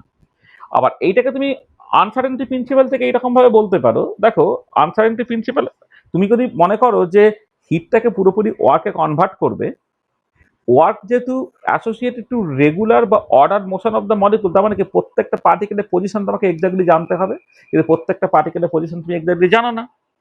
মানে যখন আমি হিটকে পুরোটাকে ওয়ার্কে কনভার্ট করার চেষ্টা করব তাহলে disorder motion of the molecule, তার মানে তার পজিশনের কোনো মা বাবা নেই, সেইখান থেকে যখন তুমি জাস্ট করবে কি যে মানে অর্ডার্ড বা রেগুলার মোশন অফ দ্য মলিকুলে ফিরে আসার চেষ্টা করবে, তখন তো হাইসেনবার্গ আনসার্টেনটি প্রিন্সিপাল অনুযায়ী হচ্ছে, মানে আমি বলছি যে তখন তোমাকে কি করতে হবে, প্রত্যেকটা পার্টিকেলের পজিশন তোমাকে এক্স্যাক্টলি জানতে হবে, কিন্তু হাইসেনবার্গ আনসার্টেনটি প্রিন্সিপাল প্রত্যেকটা পার্টিকেলের এক্স্যাক্ট পজিশন তোমায় জানতে দেয় না, সেই জন্যে তুমি হিটকে ওয়ার্কে কনভার্ট করতে পারবে না, কিন্তু ওয়ার্কে হিটে কনভার্ট করতে পারবে। ঠিক আছে, তাহলে দেখো তাহলে এই পার্টিকুলার কোশ্চেনটা তোমার দুদিক থেকে তোমাকে অ্যান্সার দিতে হবে যে এই যে ইকুয়েশনটা বলা হয়েছে এই ইকুয়েশনটায় কোনো বিরোধ নেই, এটা তো ফার্স্ট লর সঙ্গে এটা কনসিস্টেন্ট এবং সেটা একটা অ্যালজেব্রিক ইকুয়েশন। এবার আমি যখন দুটো সিচুয়েশন হচ্ছে, একটা হচ্ছে ডিরেকশনালিটি নিয়ে কথাবার্তা বলছে যে হিটটা ওয়ার্কে কনভার্টেড হচ্ছে না ওয়ার্কটা হিটে কনভার্টেড হচ্ছে, হ্যাঁ ওয়ার্কটা হিটে কনভার্টেড হতে কোনো অসুবিধা নেই, এই ইকুয়েশন দিয়ে সেটা হবে, কিন্তু হিটটা ওয়ার্কে কনভার্টেড হতে পারছে না কমপ্লিটলি। এবারে যেটা কথা হচ্ছে যে ফার্স্ট ল অফ থার্মোডাইনামিক্স থেকে মানে সেকেন্ড ল দিয়ে অ্যালাউড এবং সেকেন্ড ল দিয়ে অ্যালাউড নয় দুজনেই কিন্তু ফার্স্ট ল এর সঙ্গে কনসিস্টেন্ট হতে পারে, কিন্তু সেকেন্ড ল কিছু অ্যাডিশনাল কথাবার্তা বলে, যদি তুমি একটা ইঞ্জিন কনস্ট্রাক্ট করো যে হাই টেম্পারেচার গিয়ারভার থেকে কিছুটা হিট দিয়ে লো টেম্পারেচার গিয়ারভার কিছুটা হিট ছেড়ে দিলে ডিফারেন্স অ্যামাউন্ট ওয়ার্কে কনভার্ট করলো সেখানে কোনো অসুবিধা নেই। কিন্তু অসুবিধাটা হচ্ছে যদি হাই টেম্পারেচার গিয়ারভার থেকে হিট নিয়ে পুরোটাই ওয়ার্কে কনভার্ট করে ফেলে লো টেম্পারেচার গিয়ারভার কিছু ছাড়ছে না, সেখানে হচ্ছে তোমার অসুবিধা। বুঝতে পেরেছো?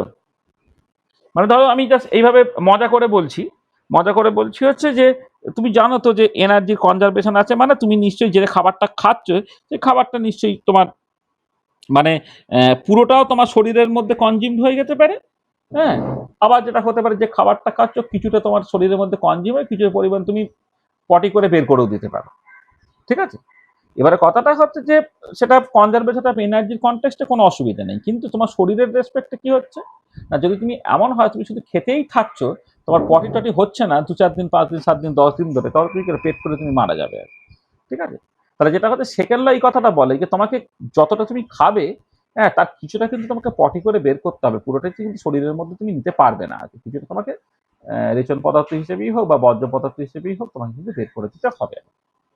তাহলে বোঝা গেল এই কোশ্চেনটা ঠিকঠাক পরিষ্কার হয়েছে? বুঝতে পেরেছো? আগে এই কোশ্চেনের উত্তরটা বুঝতে পেরেছো? হ্যালো? হ্যাঁ, এইটা। আচ্ছা, আর একটা প্রবলেম আমি বলছি, এই প্রবলেমটা হচ্ছে এক্স্যাক্টলি একই রকমের। হ্যাঁ,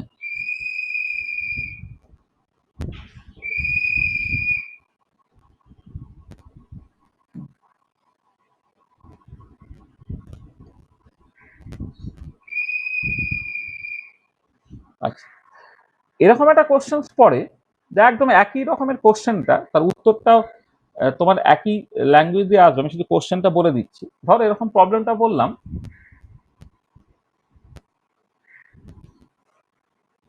for an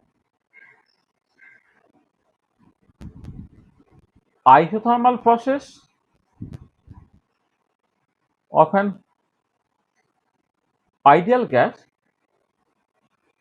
W equal to heat,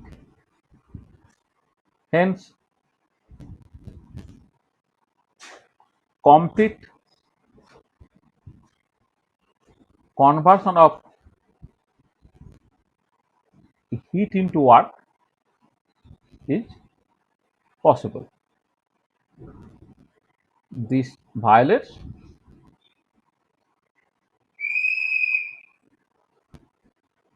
second law of thermodynamics. এবারে বললো comment on the statement.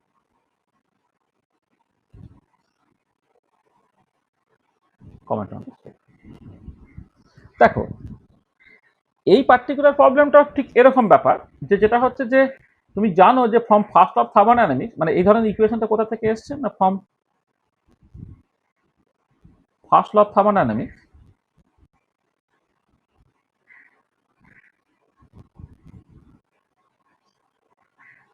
Change in internal energy হচ্ছে ডব্লিউ প্লাস কিউ এর সঙ্গে সঙ্গে তো সমান হয়ে যাচ্ছে।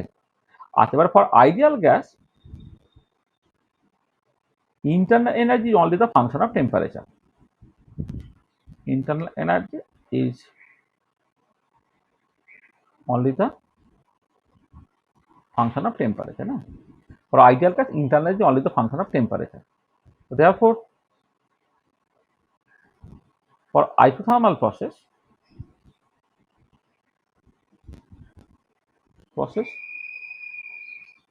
of an ideal gas, কি হবে? ডেল্টা ইউটা তোমার 0 হবে, তাহলে হেন্স মাইনাস ডব্লিউটা হচ্ছে কিউ এর সঙ্গে সমান হয়ে গেল, অর ডব্লিউ এর ম্যাগনিটিউড এবং কিউ এর ম্যাগনিটিউড সঙ্গে সমান হয়ে গেল। মানে পরিষ্কার দিস ইজ কনসিস্টেন্ট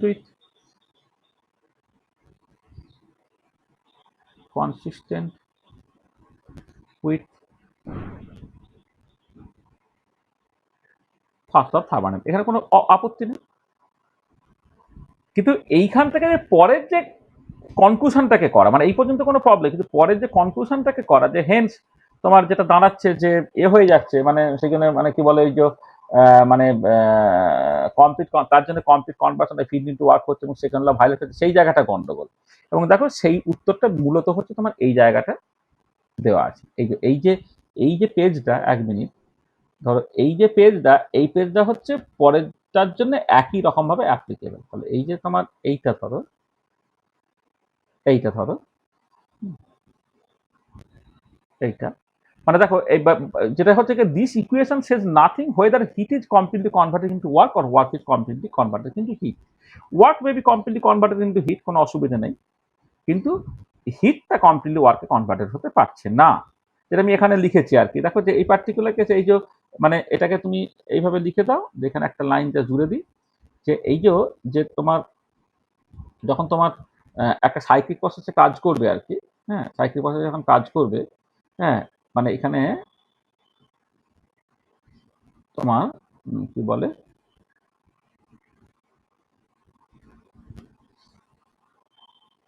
মানে এইটা হলো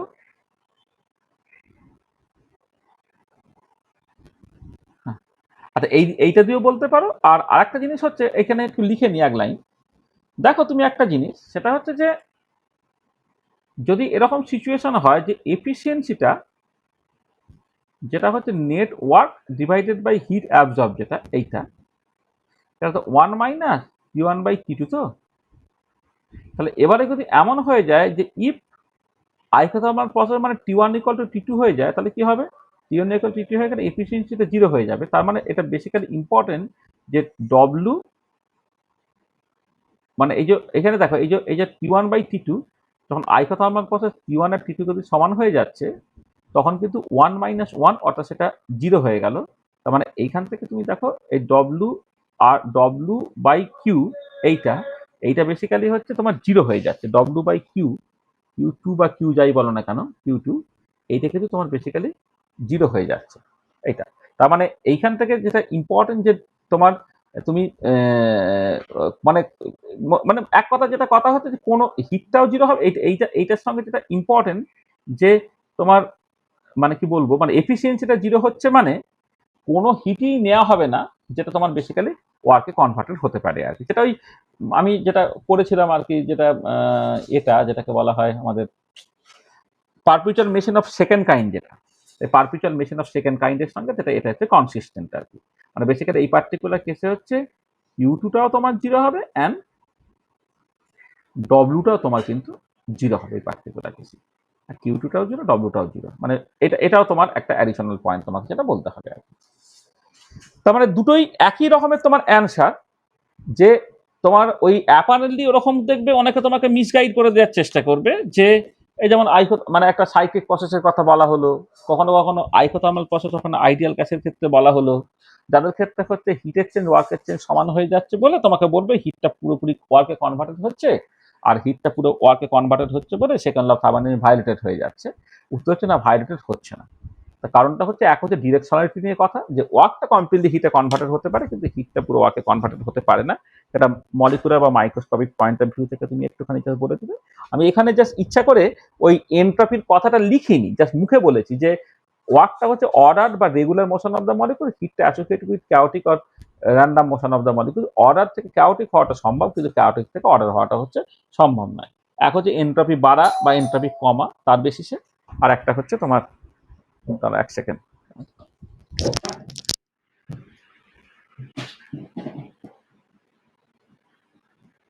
হ্যাঁ কিছু বলছো? হ্যাঁ কিছু বলছো?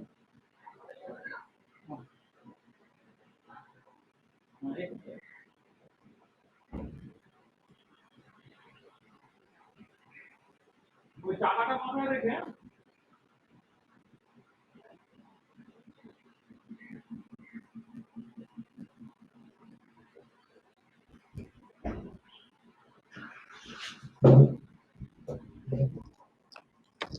হ্যাঁ যেটা বলছিলাম যে তোমার ওই মলিকুলার পয়েন্ট অফ ভিউ থেকে, যে এটা এখানে ডিটেল আমি লিখলাম না কারণ এনট্রপি টার্মটা এখন ইন্ট্রোডিউস করা হয়নি, এটা পরের কাছে ইন্ট্রোডিউস করা হবে। আর একটা হচ্ছে যে আমি ওই আনসার্টেনটি প্রিন্সিপাল থেকে একটুখানি বললাম, এটা তুমি মাথার মধ্যে রেখে দাও, কিন্তু এটা আমি লিখলাম না। তার কারণটা কি বলছি, যে দেখো আমি মাইক্রোস্কোপিক পয়েন্ট অফ ভিউ থেকে কি বললাম, বললাম যে যে যদি তুমি হিটকে পুরোপুরি ওয়ার্কে কনভার্ট করতে চাও, ওয়ার্ক যেহেতু মলিকুলগুলো অর্ডার বা অর্গানাইজ মোশন অফ দ্য মলিকুলের সঙ্গে অ্যাসোসিয়েটেড, এবার অর্ডার বা অর্গানাইজ মোশন পেতে গেলে কি করতে হবে, প্রত্যেকটা মলিকুলকে একটা স্পেসিফিক পজিশন তাদের জানতে হবে। হাইসেনবার্গ আনসার্টেনিটি প্রিন্সিপাল বলে যে মাইক্রোস্কোপিক পার্টিকেলের পজিশনটা তুমি এক্স্যাক্টলি জানতে পারো না। ঠিক আছে তো? এটা এবারে কথাটা হচ্ছে যে আর কাইনেটিক থিওরি অফ গ্যাস অনুযায়ী তো তোমার সাডেনলি তাদের তো মানে একটা মোমেন্টাম তো সবসময় থাকবে, মোশন তো থাকবে, মানে পজিশন মোমেন্টাম দুটোকে তুমি সাইমালটেনিয়াসলি উইথ আরবিট্রারি প্রিসিশন মাপতে পারো না। সেই জন্য ডিজঅর্ডার থেকে অর্ডার মোশনে তুমি আসতে পারো না। কিন্তু এটা আমি লিখতে চাইলাম না, তার কারণটা হচ্ছে এই যে থার্মোডাইনামিক্সের যে মূল নোশন সেটা কি বলা হয়, থার্মোডাইনামিক্স কিন্তু এই মাইক্রোস্কোপিক্যালি বা internal structure of the molecule তার সঙ্গে মানে সেটা নিয়ে আদৌ বদার করে না। একটা বাল্ক বা ম্যাক্রোস্কোপিক সিস্টেম উপরে উপরে তোমাকে দেখতে হয়। তাহলে এখানে যদি আমি মাইক্রোস্কোপিক বা মলিকুলার পয়েন্ট অফ ভিউ থেকে যদি ব্যাপারটাকে বোঝার চেষ্টা করি, তাহলে সেটা তোমার মূল যে থার্মোডাইনামিক্সের যে মানে প্রিন্সিপাল চাকরি তার এগেনস্টে যাচ্ছে। এই জন্য এখানে আমি কিছু লিখলাম না। কিন্তু পরে যখন তুমি থার্ড বা থার্মোডাইনামিক্স পড়বে, সেখানে কিন্তু স্ট্যাটিস্টিক্যাল মেকানিক্যাল তার একটা অরিজিন আছে, সেখানে কোনো উপায় নেই, সেখানে কিন্তু তোমাকে ওই এ দিয়ে বলতেই হবে। মানে ওটাকে কি বলে, তোমাকে তখন ওই মানে তোমাকে মানে এন্ট্রপি যে মেজার অফ মাইক্রোস্কোপিক ডিজঅর্ডার তার টার্মসই কিন্তু পুরোটাকে বলতে হবে, বা statistical mechanical point of view থেকেই কিন্তু থার্মোডাইনামিক্সটাকে তোমার বুঝতে হবে। তখন এই কথাগুলো তুমি ডিটেলে যা বুঝতে পারবে। ঠিক আছে? তো দেখো, তা যা বললাম ব্যাপারগুলো পরিষ্কার, কোনো অসুবিধা আছে? ঠিক আছে তো? হ্যাঁ স্যার ঠিক আছে। আচ্ছা, তাহলে আজকে তো সবাই কিছু লোকের তো কলেজ টলেজ আছে, সবাই নেই যদিও। হ্যাঁ হ্যাঁ হ্যাঁ, ঠিক আছে, লাস্ট পেজ।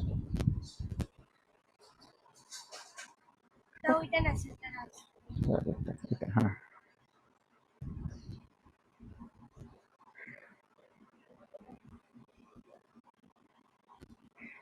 ঠিক আছে। আচ্ছা, তাহলে আজকে আমি এইটুকুই করলাম, যেটা একটু কনসেপচুয়াল ছিল। তাহলে আমরা এই আরো সব প্রবলেম টবলেম আছে, সব প্রবলেমগুলো পড়ানোর পরে সব একসাথে করবো। তাহলে আমরা নেক্সট ক্লাসে যেটা করব, আরো দুটো ক্লাস থাকবে যেটা খুব ইম্পর্টেন্ট ক্লাস। নেক্সট লেকচারে আমরা না এই এনট্রপির কনসেপ্টটা ইন্ট্রোডিউস করব, মানে কনসেপ্ট অফ এনট্রপি, এইটা এইটা প্রথমে ইন্ট্রোডিউস করতে হবে। এই তার সাথে সাথে আরো যে কাজটাকে করে দেব সেটা হচ্ছে ক্লসিয়াস ইনইকুয়ালিটি করে ইকুয়ালিটি, এবং সেখান থেকে সেকেন্ড ল অফ থার্মোডাইনামিক্স, এই পার্টটাকে আমরা একটুখানি বুঝে নেওয়ার চেষ্টা করবো নেক্সট ক্লাসে। ঠিক আছে? এইসব ব্যাপার। ঠিক আছে, তাহলে এই পর্যন্ত থাক আজকে। আজকে আমরা এই পর্যন্ত রেখে দিচ্ছি। End of lecture. ঠিক, এটা হলো। তো কালকে সকালে অ্যাজ ইউজুয়াল আবার তোমার ক্লাস হবে। হ্যাঁ, তো দেখো, কারো যদি কিছু অসুবিধা হয় বলো।